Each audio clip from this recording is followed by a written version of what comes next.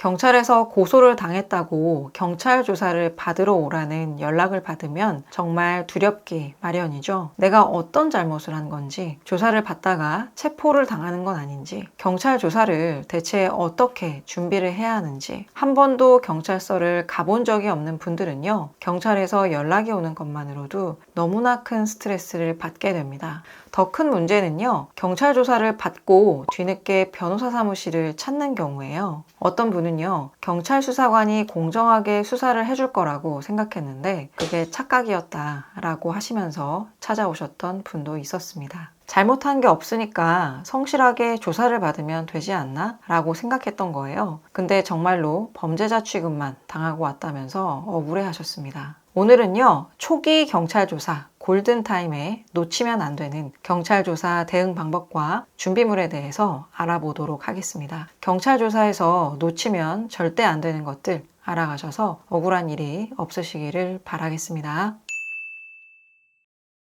첫 번째, 경찰에서 출석 요청을 하는 전화를 받았다면 절대 서두르지 마시기 바랍니다. 경찰이 고소장이 접수됐으니 조사를 받아야 한다 라고 말하더라도요, 네 알겠습니다 하고 바로 출석하지는 마시기 바랍니다. 경찰 조사에서 첫 진술은요, 사건의 방향을 결정하는 매우 중요한 요소입니다. 초반에 준비 없이 나가서 한 말이 이후에 검찰과 법원 단계에서요, 계속 발목을 잡을 수가 있습니다. 실제로 한 의뢰인분은요, 경찰의 출석 요청을 받고요, 고소장도 열람하지 않고 바로 조사에 응했던 거예요. 혼자 경찰서에 가셔서 기억이 잘 나지가 않는다, 그럴 수도 있다 라는 모호한 진술을 했던 거예요. 나중에 재판 기록을 열람해 보니까요, 진술 조서에는 사실상 혐의를 인정한 것으로 기록되어 있었던 겁니다. 결국 그 진술이 검찰 기소의 주요한 근거가 되었고요, 사건은 매우 불리하게 흘러갔습니다. 이런 실수를 막으려면요, 경찰의 출석 요청 전화를 받을 때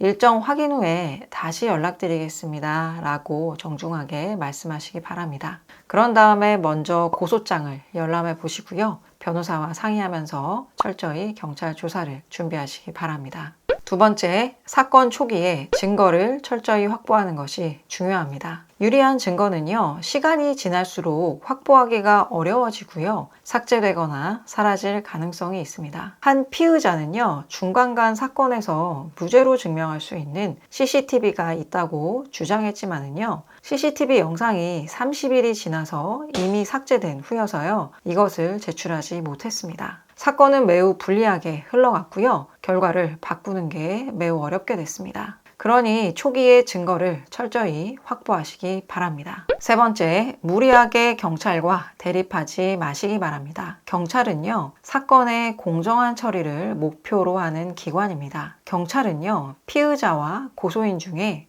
누구의 편도 들지 않습니다. 경찰은 중립적으로 사건을 처리하는 기관인 겁니다. 이러한 경찰의 속성을 이해하셔야 되세요. 그래서 한 피의자 분은요, 조사 중에 경찰 질문에 과도하게 반박하고 대립을 했던 거예요. 그러자 경찰은 이 피의자에 대해서요, 수사에 협조할 의사가 없다 라고 봤고요, 기소 의견으로 사건을 검찰에 송치하기도 했습니다. 조사 중에는 차분하게 질문에 대한 답을 하시고요, 만약에 조사를 받다가 불편하거나 불리한 상황이다 싶으시다면요, 변호사와 상의할 시간이 필요합니다 라고 정중하게 요청을 드리고요, 상의를 한 후에 다시금 조사에 차분하게 임하시는 것이 좋습니다. 네 번째, 경찰 조사에서 한 첫 진술은 매우 중요합니다. 경찰이 기록하는 진술 조서는요, 검찰과 법원에서 사건을 판단하는데 중요한 근거로 활용이 되기 때문입니다. 잘못된 진술이나 모호한 표현은요, 나중에 번복하기가 매우 어렵습니다. 한 분은요, 첫 진술에서 그런 일이 있었던 것 같기도 합니다 라고 잘못 말했다가요, 경찰 기록에 혐의를 인정한 것으로 남아버린 거예요. 나중에 법원에서 부인하려고 했지만은요, 이미 그 진술의 신빙성을 잃고 불리한 판결로 이어지게 되었습니다. 경찰에서 질문을 받을 때는요, 간결하고 명확하게 답하시길 바랍니다. 경찰의 질문의 의도를 파악하고 핵심만 전달하셔야 합니다.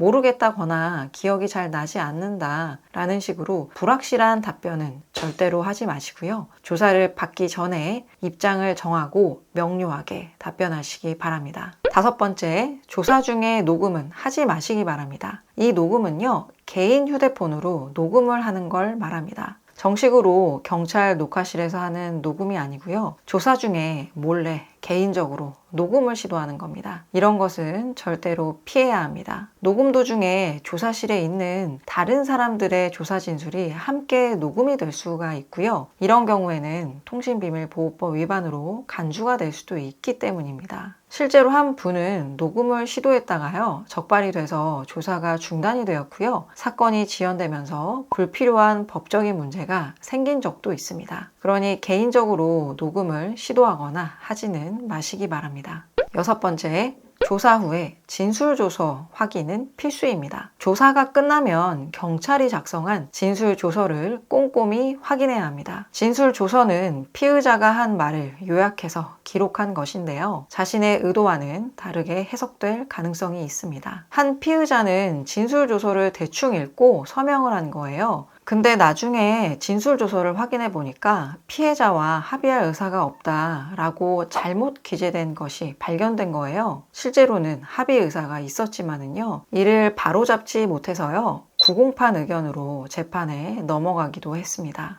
조서를 확인하면서 잘못된 부분이 있다면요, 수정을 요청해야 합니다. 수정은 경찰과 협의해서 충분히 반영할 수 있으니까요, 진술 조서를 꼭 확인하시기 바랍니다. 7번째, 경찰 조사에 갈 때는 반드시 신분증과 도장을 챙기시기 바랍니다. 조사가 끝난 후에 작성되는 조서에는 날인이나 지장이 필요합니다. 그런데 도장이 없으면 손가락 지장을 찍어야 하고요. 잉크를 닦는 과정이 번거롭고 불편할 수가 있습니다. 또 한 가지 조사를 받을 때 중요한 준비물은요, 증거 자료와 소명 자료입니다. 자신을 방어할 자료가 있다면요, 문서로 출력하고 정리해서 가져가시기 바랍니다. 자료를 정리해서 제출해야 경찰이 사건의 핵심을 이해하기가 쉽습니다. 단순히 핸드폰에 저장된 상태로 가져가는 것은 적절하지 않습니다. 핸드폰에 증거 자료를 저장한 채 경찰 조사에 가서 자료가 여기에 있다라고만 말하면은요, 경찰이 문서로 제출하세요 라고 요구하기 때문에요, 증거 자료는 미리 출력해서 가져가는 게 좋습니다.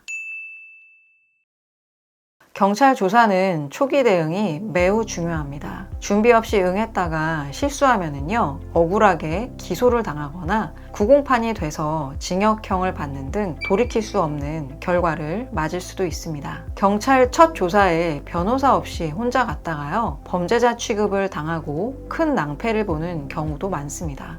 긴장한 나머지 진술이 다 어긋나서 결국 범죄를 인정한 것처럼 기록이 되어서요, 검찰로 넘어가는 상황도 많습니다. 이런 일이 반복되지 않으려면요, 첫 조사에 변호사의 참여가 필수적입니다. 그리고 변호인 조사 참여를 받지 않으시더라도요, 경찰 조사 전에 사건에 대해서 변호사 상담을 받고 가시면 어떻게 진술해야 할지 가닥을 잡으실 수 있으실 겁니다. 경찰 조사를 앞두고 계셔서 고민이 되신다면요, 고정 댓글에 변호사 상담 링크를 남겨두었으니까요, 클릭하셔서 도움 얻어가시기를 바라겠습니다. 그럼 오늘 영상이 도움되셨기를 바랍니다.